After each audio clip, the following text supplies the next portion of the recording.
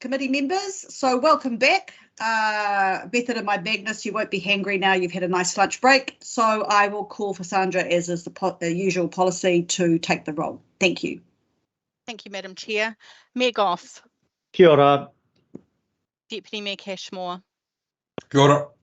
Oh, Councillor- hi, how are you going? Can you come and see me? Councillor Chris. Bartley. Somebody is Oh, unmuted, that's please. absolutely brilliant. Chris Fletcher, you're on. Sorry. Oh, apologies. Sorry, I was trying to jump down there. Hello, just dialing in. IMSB member Blair. Councillor Casey. Kia ora, Sandra. Thank you. Councillor Collins. Kia ora, Sandra. Thank you. Councillor Combe. Councillor Combe. Councillor Cooper. Councillor Dalton. Kia ora. Councillor Darby. Councillor Filipina. Talofa, Sandra. Councillor Fletcher. Hi, Sandra. Okay. Councillor Henderson. Kia ora. Councillor Hills. Councillor Mulholland. Councillor Newman. Afternoon. Okay. Councillor Sayers. Good afternoon. Can you hear me? Yes, I can. Thank you. Thank you. Thank you. Councillor Stewart. Connected. Okay. Councillor Walker. Only just. Councillor Watson. Present. IMSB Chair Taipari. Kia ora. Councillor Young. Present. Thank you. And can we just check Councillor Darby, Coombe and Hills and Mulholland are not present? I'm Don't forget- present. Oh, thank Darby you. might still be at Auckland Transport. Auckland Transport, yeah. Thank you very much. Thank you. Thank you, Sandra. Right, committee members, we now go to item 15, and that is the Contributions Policy 2021. And the purpose of today is to consider feedback on our draft Contributions Policy and to assess options for modifications to the proposal and adopt a final policy for 22. And I would invite Mr. Duncan to address the item. Thank you. Good afternoon.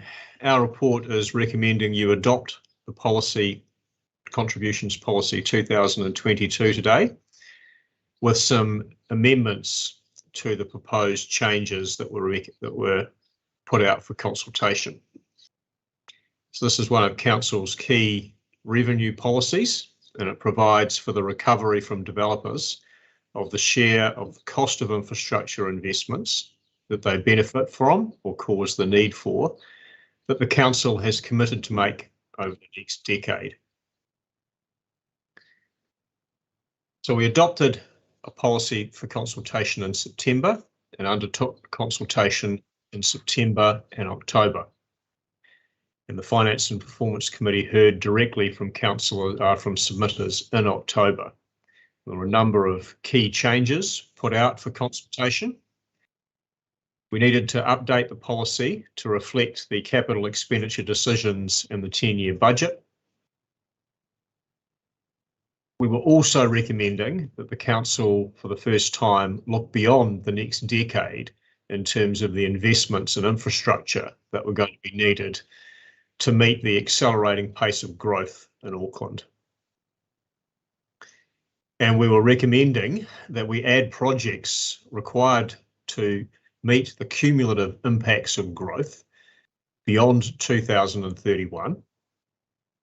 So these investments that we would need to make beyond 2031, and including some we would have liked to have made in this decade, but financing constraints prohibited us from doing so, adding them to the investment priority areas identified in the 10-year budget, like Mount Roskill and Tamaki, but in particular Drury, and we were proposing to begin with Drury in this policy.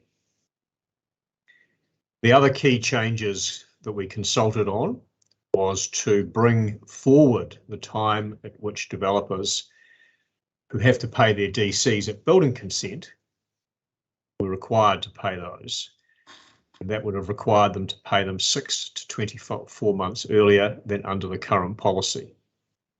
And we also were proposing a change to our policy to meet our new legislative obligations to support the development of Māori land. So you had the feedback from the public, and we presented that to you in November. And we've also now got the feedback from the local boards, and both the feedbacks are covered in attachments to the report you have today. There was strong support for the proposed changes from the public and from local boards. The key theme was they supported developers paying DCs, and in particular to reduce the current and future burden on ratepayers. However, the developers weren't in support of the key changes. In particular, they were concerned about the impact of the large price increases in Drury, and they sought more information to support that and to support them engaging with the council on that proposal. They're also concerned that it would impact on house prices, and were concerned about the impact that requiring DCs to be paid earlier when they were due at building consent would impact on their ability to finance developments. Our officers have carefully considered the feedback from consultation with developers and from local boards, and we're recommending that the policy be adopted to reflect the updates in the 10-year budget and the changes proposed to meet our obligations to support the development of Māori land and the range of other small changes that we recommended. We're also recommending that the council take a longer-term view of the infrastructure challenge and commit to adding projects beyond 2031 to our DC policy for the investment priority areas, and to carry that work out over the next 15 months. This is key to ensuring that early developers pay a fair share of the future investment they benefit from and cause the need for, and to reduce the prospect of elected members facing challenges in the future as to how that required investment will be funded, because it will otherwise have to come from rates or be confronted with investment and infrastructure shortfalls. However, we recognise that to ensure good decision making and to support developers providing feedback to support that decision making, that we take a bit more time with Drury and produce the information to support the proposals for additional infrastructure investment to be added to the DC policy in that area, produce more detailed information to support decision making on that and to support developers providing feedback, and to respond to the request we've had from them and industry groups for more detailed information. So we're proposing that decisions on Drury now be made in June 2022. In addition, we are recommending that the current payment timing for development contributions that have to be paid at building consent be retained because of the financing challenges that it may present for some developers. Thank you, and we are happy to take any questions. Right, thank you very much, Andrew, for that detailed presentation. My first part or question comes in the name of Councillor Cooper. Councillor, I think you might still be on mute. Yes, I know that. I was just trying the spacebar option, and sometimes it works and sometimes it doesn't. Thank you, Madam Chair. The question was, Andrew, through you, Madam Chair, was now that Drury goes to the bottom of the list, Northwest and other areas come to the top, starting at the end of next year. I just wondered, given that in the report it talks about the fact that Northwest already has a significant number of amount of housing, and there's a lot of people already benefiting from investment like Te Manawa and a lot of roading. Do you know, I couldn't find what sort of feedback we've had from the developers up there? I mean, Hugh Green he's Hugh Green doing up there too, but he talked about down south, or they. So decisions on Drury would be in June 2022. Decisions on the inner northwest would probably be heading towards March next year. We have had feedback, a broad range of feedback from the development community about the proposal to add projects beyond the 10 years. They were concerned about this for a variety of reasons, and that included, there was a particular focus in the feedback around Drury about the depth of information we'd provided, about the impact on house prices.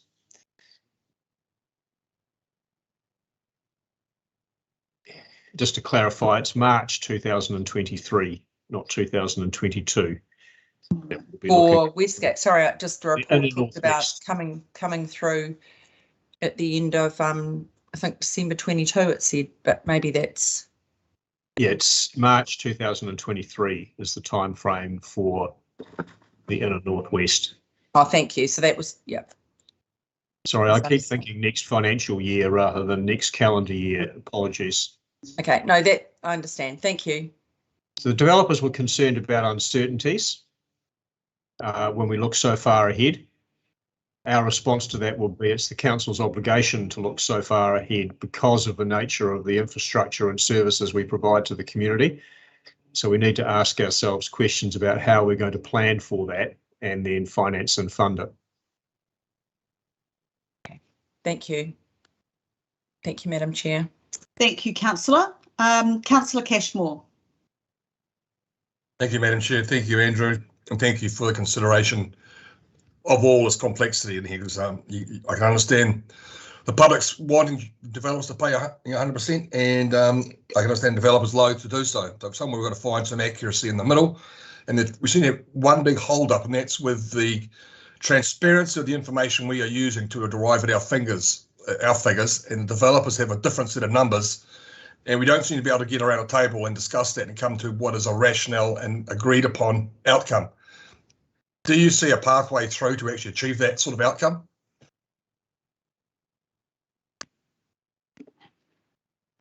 It's our plan to develop a greater level of detail to support consideration of the investments that are proposed for the investment priority areas, and obviously given our timeframes starting with Drury. So there will be more information to support that. Certainly we would be wanting to engage with developers, so there'll be further round of consultation.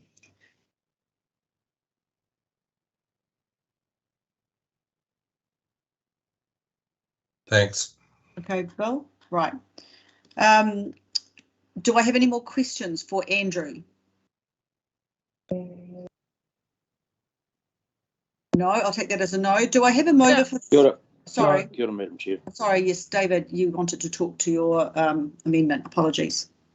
Oh, well, it's not my amendment, it's hopefully all of ours. But what I want to ask is, because this has come up through the workshop and stuff, why is it that treaty settlement lands aren't being exempt?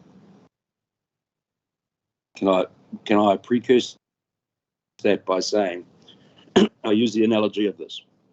The car was stolen, the spare tyre was returned as compensation. As we start to rebuild the car, someone comes and takes a slice of the tread off the spare wheel. So I ask you again, why treaty settlements not included as being exempt? So the proposal included some treaty settlement land in some circumstances, but not others. The view was that, or rather one view, because you've pointed out another view, that's the view that was taken in the officer's advice, was that to direct the resource to the developments that were most in need of support to be successful, and the consideration was that commercial development would be able to be successful without support from council, and that was the basis for the recommendation. so that the council resource could be directed where it would have the most impact on development.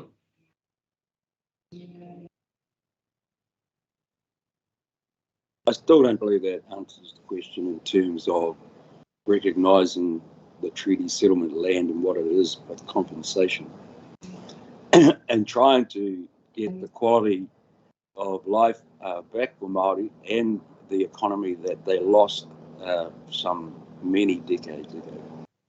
And why we're not supporting the development of those assets in order to turn the economy back to where it should be, without having to take a slice of it every time they look at doing something. I mean, I can get where people will want not to see presidents like this, but this is a unique situation. This is not a normal day. This is what, you know, as I say, addressing the grievances of a long time, and yet we still got to take a little bit more off them before they even get started. So, I mean, I have to raise this because it's been raised through workshops by others being not supportive of that kind of thing.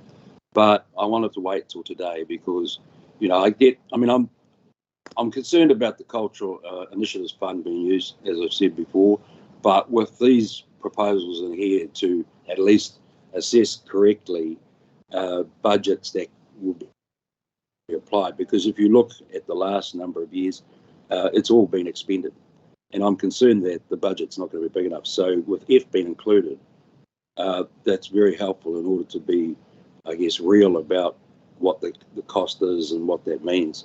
But I still can't get past the point where treaty settlement lands that are a compensation for grievances that have been undertaken, and that are also being used as an opportunity by local government to take more of that slice of that pie. Yeah, Chair Taipri, I get that. I think it's pretty hard for staff to address that because it really is more around the government treaty settlement. But my understanding is that they are very happy to accept the addition of F, and probably just, yeah, I'd like to thank you for your comment. Well, it was a question.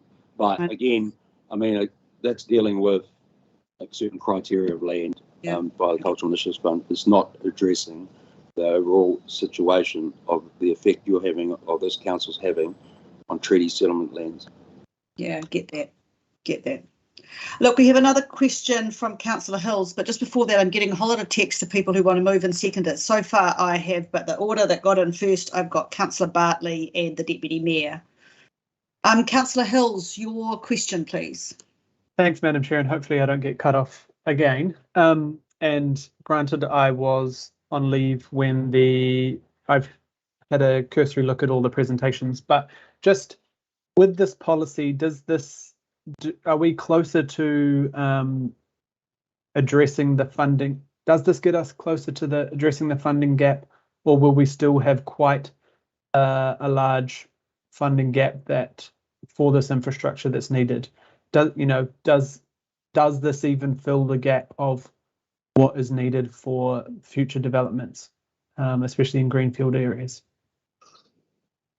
So you're correct that this is a advice on funding, and the proposed policy seeks to fully recover the growth share of the investments the council's committed to make in the 10-year budget.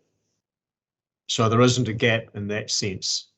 The gap that my colleagues have identified when they worked you through the decisions on the 10-year budget is in our ability to finance the infrastructure in the first place. That's the first challenge.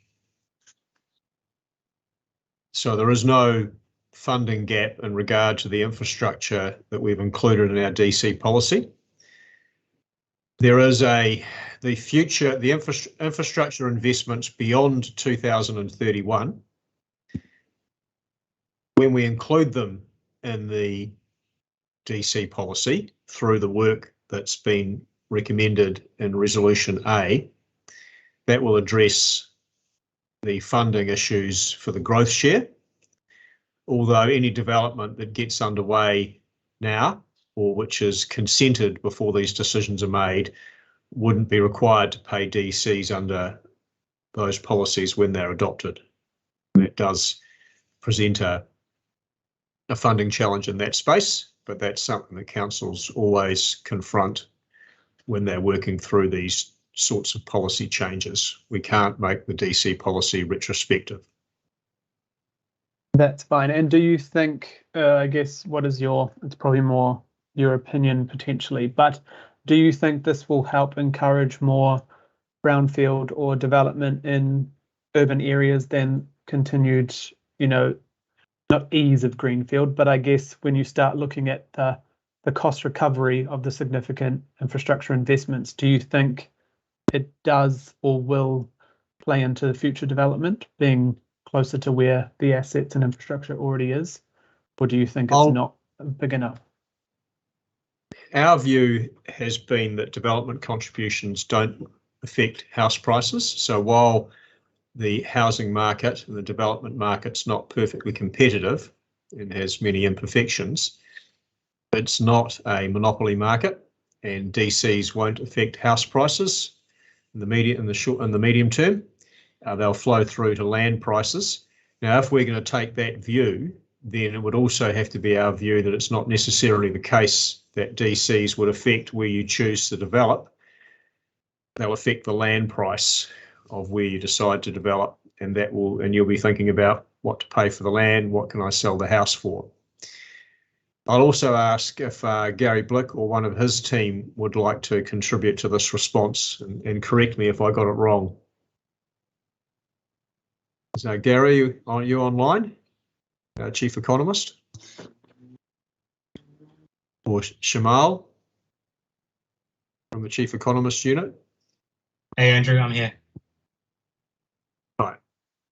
So just to clarify, the question was, would increasing the DCs in the IPAs, or according to this policy, result in a difference in development across brownfield areas or encourage brownfield development?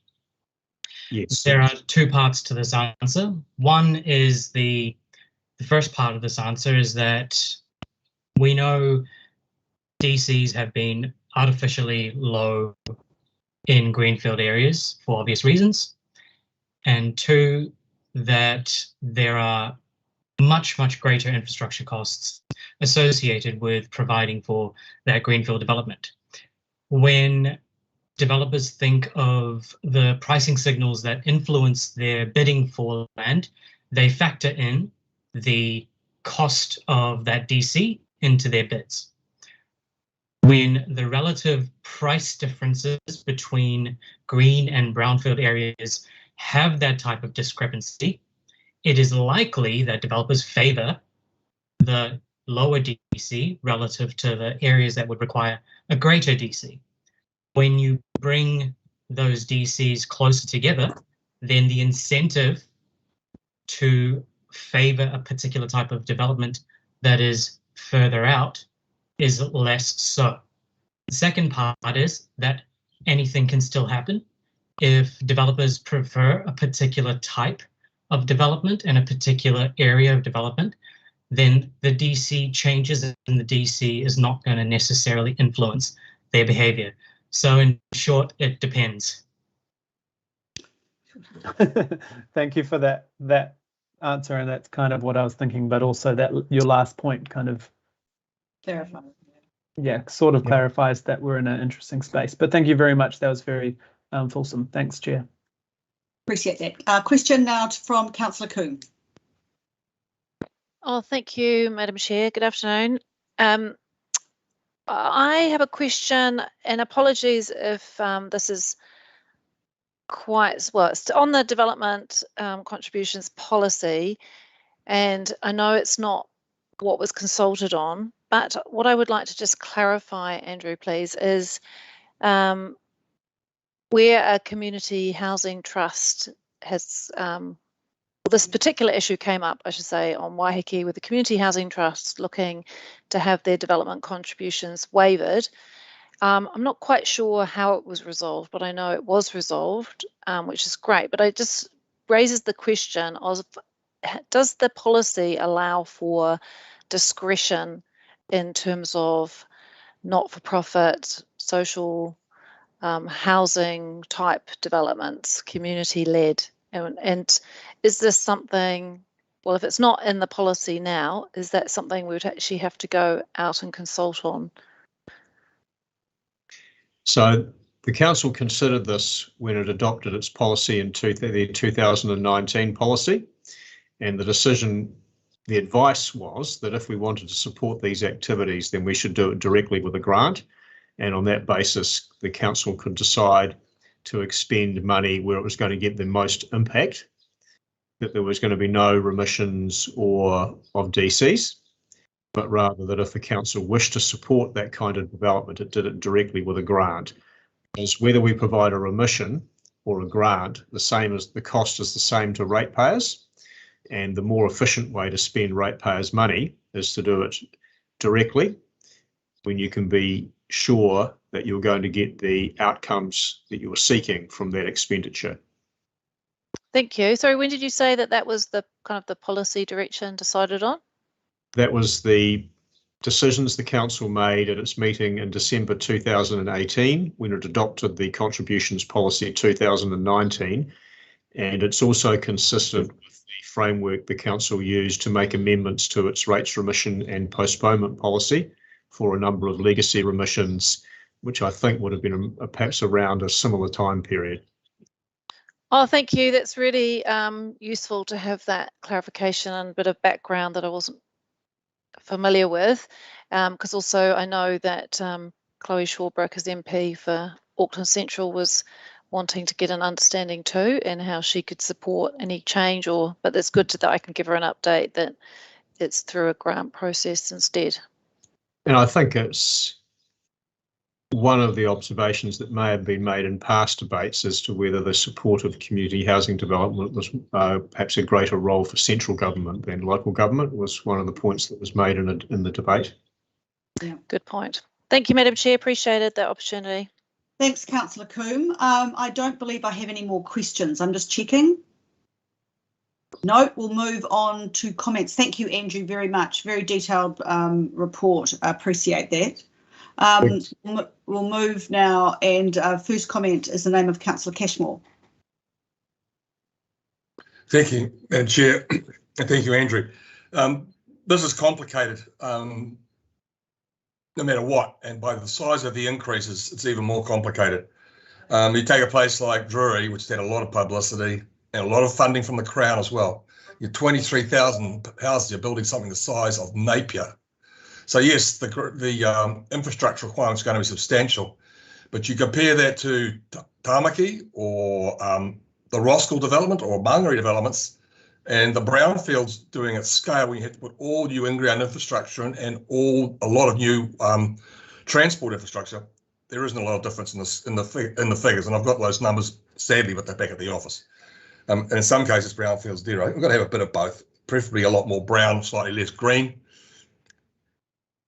The other challenge is we've got to get the numbers right. Now, I heard my question, and for some reason, council staff aren't sharing the totality of their information with the developers for the justification for the large increases. Now, the developers are happy to pay more. They just want to make sure they're not being gouged.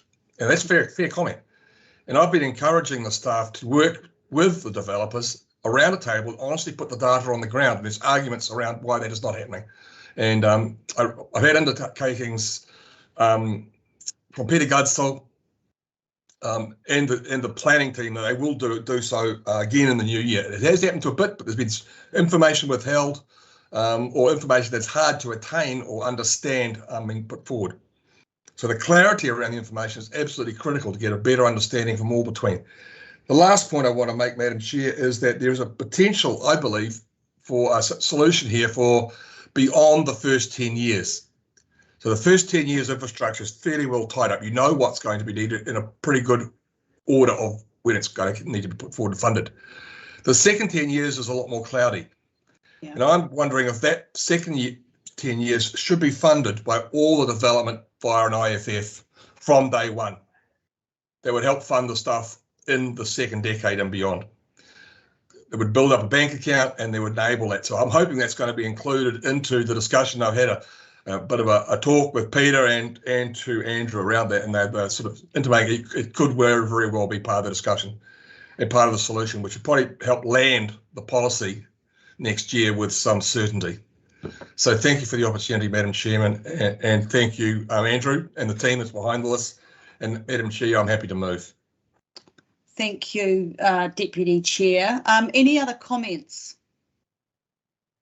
Councillor Darby, Councillor Bartley, do you want to comment?